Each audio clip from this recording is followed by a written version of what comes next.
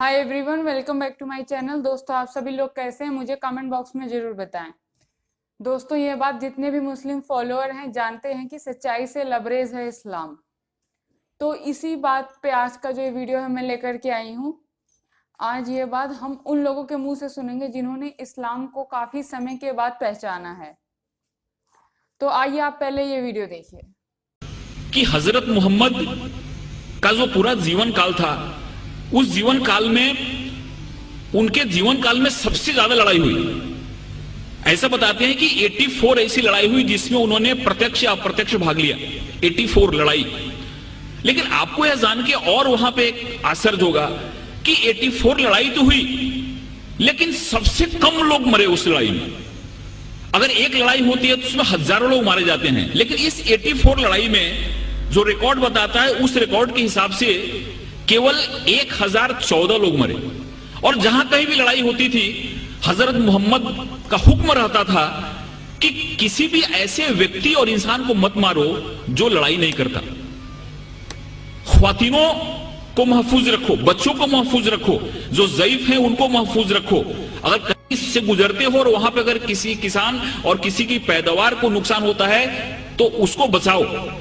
इसलिए 84 लड़ाइयां हुई और उन लड़ाइयों में केवल 1014 लोग मरे।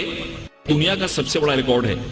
और जब प्रोफेट मोहम्मद जब मक्का में आए अपने पूरे सैनिकों के साथ, तो जिस मक्का वालों ने उनको अपमानित किया था, जिस मक्का वालों ने उनको पत्थर से मारा था, जिस मक्का वालों ने उनकी जान लेने की कोशिश की थी और उनकी तकलीफ के चलते उनको हिजरत करनी पड़ी थी, उस मक्का वालों को उन्होंने प्यार से जीता। और वो मक्का की जो फतह थी, ऐसी फतह थी जिसमें खून का एक कतरा भी नहीं बना। प्रोफेट मोहम्मद को जितना अपमानित किया गया था, प्रोफेट मोहम्मद के जिंदगी को जितनी तकलीफ दी गई थी, अगर वो चाहते तो जिस समय उन्होंने मक्का में प्रवेश किया, मक्का की फतह की, उस समय हजारों लोगों का कत्ल करा सकते थे, लेकिन एक भी खून का कतरा नहीं बहा और बड़े प्यार और मोहब्बत के साथ उन्होंने मक्का को फतह किया।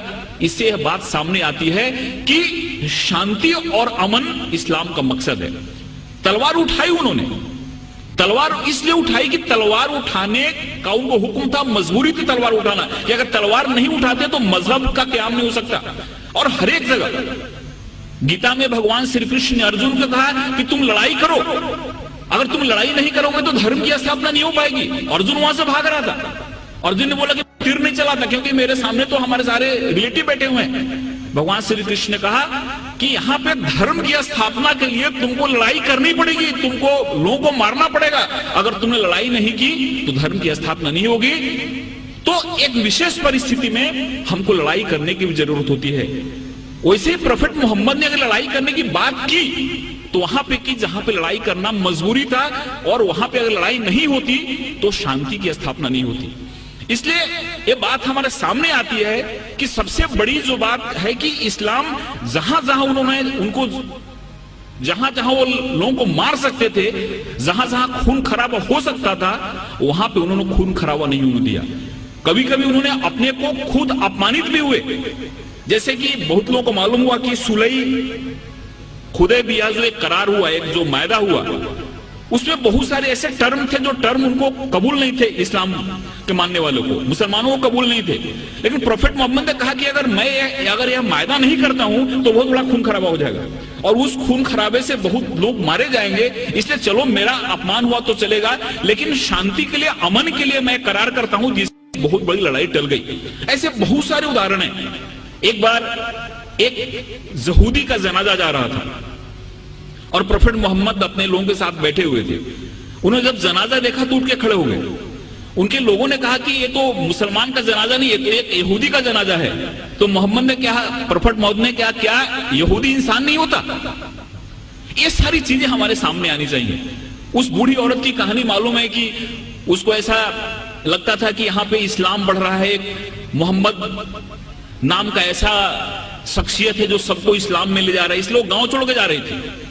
उसके सर पे गठरी थी और गठरी उठ नहीं रही थी। एक नौजवान आया और बोला कि माता जी मैं आपकी मदद करूं, आप चलो अपनी गठरी में गांव के बाहर छोड़ देता हूं।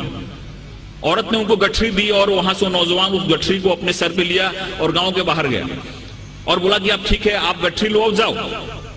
उस औरत ने पूछा कि कैसा नेक इंसान है जो अपने सर पे मेरी गठरी लेके जा रहा है। उसने पूछा कि तुम्हारा नाम क्या है? इन्होंने कहा कि मुझको मोहम्मद कहते हैं। जिसके डर से भाग रही थी वही इंसान उस औरत की गठरी को अपने सर पे ले जा रहा है और उसको मदद कर रहा है, और उसी दिन औरत इस्लाम में आ गई। जो औरत प्रोफेट मोहम्मद के सर पे हमेशा कचरा फेंका करती थी नमाज के जाते समय, रोज कचरा फेंकती थी उनके सर पे। एक दिन जब उसने कचरा नहीं फेंका तो मोहम्मद जब लौट रहे थे, प्रोफेट मोहम्मद, तो उन्होंने देखा और पूछा कि औरत कहां है? लोगों ने कहा कि वो बीमार पड़ी हुई है। वहां पे जाके उन्होंने उसकी तबीयत पूछी। उस औरत को लगा कि जिस इंसान को मैंने इतनी तकलीफ दी, जिसको इतना मैंने अपमानित किया, जिसके सर पे मैंने कचरा फेंका, वो कैसा इंसान है कि मैं मेरी तबीयत बिगड़ने पे मेरा हाल पूछने आ रहा है। और वहां पे इस्लाम उसने कबूल कर लिया। एक चीज लोगों के सामने आना चाहिए, ये जो तहम्मुल है, ये जो हमारी सहिष्णुता है, ये जो हमारा एक इंसानियत के प्रति प्रेम है, ये हदीस में और प्रोफेट मोहम्मद की जो सुन्नत है, ये जब हमारे लोगों के सामने आती है तो हमको समझ में आता है। एक हमारे बहुत नजदीक के मित्र हैं जयपुर के, उनको कई बार मैंने मुशायरे के लिए बुलाया। उन्होंने दो चीजें मुझको बताई। ये दोनों चीजें मुझको कहीं रेफरेंस मिला नहीं है, लेकिन उन्होंने बताई। उन्होंने पहला ऐसा बात कहा कि प्रोफेट मोहम्मद की जो चचेरी बहन थी उसका नाम हिंद था, और वो ऐसा बता रहे थे कि उस समय हिंदुस्तान जो मुल्क था, इस मुल्क से वहां के लोगों को बहुत प्रेम था, और बहुत बार प्रोफेट मोहम्मद ने इस मुल्क के बारे में सुना था। तो हिंदुस्तान के नाम से वो जो हिंद उनकी चचेरी बहन थी उसका नाम रखा गया था। उन्होंने ये भी बताया, लेकिन मुझको इसका रेफरेंस नहीं मिला। उन्होंने ये बताया कि प्रोफेट मोहम्मद ने एक बार कभी कहा था कि वो कैसा मुल्क होगा जिस मुल्क से ठंडी ठंडी हवाएं हमारे अरब कंट्री में आती हैं। दोस्तों, ये सारी चीजें हमारे सामने आनी चाहिए। मजहब वही है इंसान जहां सलामत, यह तो शहादत नहीं है, यह गुमराही की अलामत। मासूमों का कत्ल है इंसानियत पे लानत, खौफ खा खुदा से एक दिन आएगी कयामत। दोस्तों, ये जो सुन्नत है वो हमारे सामने आनी चाहिए। ये जो उदाहरण है, ये जो मिसाल है वो हमारे सामने आनी चाहिए।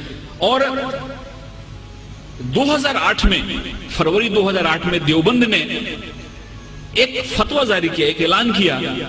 उसमें 4000 उलेमा पूरे हिंदुस्तान के जमा हुए थे, और उन्होंने क्लियर कट कहा कि आतंकवाद जो है, दहशतवाद जो है, यह गैर इस्लामी है।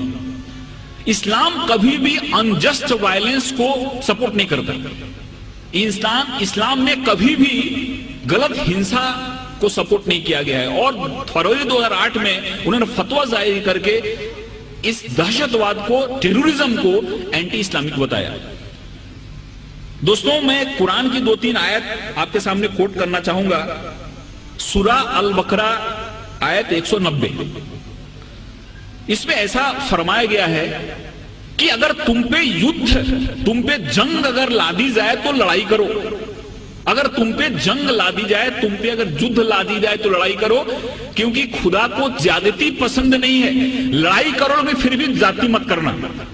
और हजरत मोहम्मद की सुन्नत में बात देखी जाती है कि उनके दुश्मन भी जो मारे जाते थे, उनके शव का भी और उनके लाश का भी उन्होंने बड़े ही हरमियत के साथ, बड़े आदर के साथ उसका दफन किया। कभी भी उन्होंने किसी लाश को बेइज्जत नहीं होने दिया, कभी भी उसकी बेहरमती नहीं की, कभी उसको तबाह नहीं किया। ये हमारी कुरान की आयत बताती है कि युद्ध उसी से करो जो तुम पे युद्ध लादता है, मजबूर करता है तुमको लड़ने के लिए, लेकिन फिर भी जाति मत करना, क्योंकि खुदा को जाति पसंद नहीं है। सूरा अल मायदा आयत 32, एक निर्दोष इंसान का कत्ल पूरी मानवता की कत्ल के बराबर है।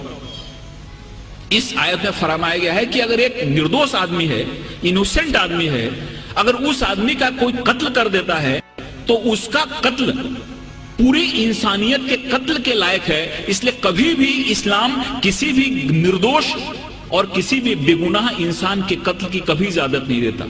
यह हमारे कुरान की बात कही गई है। सूरा बनी इस्राएल आयत 33, किसी भी इंसान की जिंदगी खुदा की दी हुई है, इसलिए बिना किसी कारण, बिना किसी वजह किसी इंसान को तकलीफ देना, किसी इंसान को मारना गुनाह है और खुदा इसके लिए सजा देता है। ऐसे बहुत सारी आयतें हैं जिन आयतों में हमको इस सामने बातें दिखती हैं कि इस्लाम ने हमारे सामने क्या पैगाम रखा, इस्लाम ने हमारे सामने क्या संदेश रखा, लेकिन कुछ ऐसी परिस्थितियां हुई जिसके चलते गलत मैसेज गया। एक बड़ी फेमस किताब है, इस किताब का आपने नाम सुना होगा, लाइफ ऑफ मोहम्मद। B.H. हैकल ने किताब लिखी है और उस किताब में उन्होंने ऐसा लिखा है कि बाद में काफी ऐसे ट्राइब्स थे, ऐसे जनजातियां थी जिन्होंने इस्लाम को स्वीकार कर लिया, और इस्लाम को स्वीकार तो कर लिया लेकिन इस्लाम के पैगाम को समझा नहीं, और उन्होंने काफी जगह बहुत सारे उत्पात मचाए, जिसमें ततार और मंगोल्स ऐसे ट्राइब्स थी जो इस्लाम को स्वीकार किया लेकिन इस्लाम को नहीं समझते हुए उन्होंने इतने अत्याचार किए जिसके चलते बहुत ज्यादा इस्लाम बदनाम हुआ कि इस्लाम को मानने वाले ऐसा करते हैं। इसका B.H. हैकल ने अपनी किताब में बड़ा ही अच्छा एक्सप्लेनेशन दिया है। तो अगर कोई इंसान इस्लाम या किसी मजहब का नाम लेकर गलत काम करता है तो गलती उस इंसान की है, उस मजहब की नहीं है। अगर कोई भी व्यक्ति किसी मजहब के नाम पे अगर कहीं कोई गड़बड़ करता है, गुनाह करता है, तो ये उसकी व्यक्तिगत चीज है, वो मजहब उसको उसकी इजाजत नहीं देता। नामो नसब जमीन के नस्लों में बट गए, आदम के बेटे कितने कबीलों में बट गए, आए हैं जब से पेश इमामत के मसल्ले, सिजदे हमारे कितने मरलों में बट गए, जे किस तरह से कौम को इल्जाम में गुम रही, जब रहनुमा ही कौम के फिरकों में बट गए। अगर रहनुमा ही फिरकों में बट गए और उन्होंने उस चीज को नहीं समझा, उसको मकसद को नहीं समझा। दोस्तों, आप सभी लोगों ने वीडियो देखा, इन्होंने वही बात बताई थी जो prophet Mohammad peace be upon him ने 1400 साल पहले बताई थी मस्जिदों के बारे में। इन्होंने बिल्कुल ठीक कहा है, इस्लाम 100% शांति वाला ही मजहब है। अगर कोई गैर मुस्लिम ये सोचता है कि भाई आखिर मुस्लिम ही पूरी दुनिया में बदनाम हो रहे हैं, तो कुरान और हदीसों में ये सवाल ही नहीं बल्कि दुनिया के बनने से लेकर या किसी और तरह के भी सवाल अगर दिमाग में आते हैं तो इन सब के जवाब उनमें बेहतरीन अंदाज में दिए गए हैं। लेकिन दोस्तों, मुझे अफसोस है कि कुछ लोग, कुछ ढोंगी लोगों की इस्लाम के खिलाफ बातें सुनकर यकीन कर लेते हैं और मुस्लिम और इस्लाम से नफरत करने का सिलसिला शुरू हो जाता है। बहरहाल दोस्तों, अगर आप इस्लाम के खिलाफ ऐसी बातें सुनते हैं और आपको इस्लाम गलत लगने लगता है तो आपका उस पर सिर्फ और सिर्फ सुनकर यकीन कर लेना महाबेवकूफ़ी होगी। जहाँ तक मैंने इस्लाम के बारे में अब तक स्टडी की है तो मेरा 100% दावा है कि इस्लाम ऐसी शिक्षाएं नहीं देता और ऐसे दावा नहीं करता जिससे कि किसी को ठेस पहुंचे। आखिरकार ये सब बातें सृष्टि निर्माता ने ही बताई हैं, कुरान में अल्लाह ने ही बताई हैं, और कुछ बातें prophet Mohammad peace be upon him ने कही हैं अपनी हदीसों के जरिए, जो कि 100% ट्रू हैं। तो दोस्तों, अगर आप लोगों को ये वीडियो अच्छा लगा हो तो इस वीडियो को लाइक और शेयर जरूर करें। कमेंट बॉक्स में इस वीडियो के बारे में अपना ओपिनियन मुझे जरूर बताएं। ओके, मिलते हैं अगली वीडियो में। Till then, thank you very much, bye bye.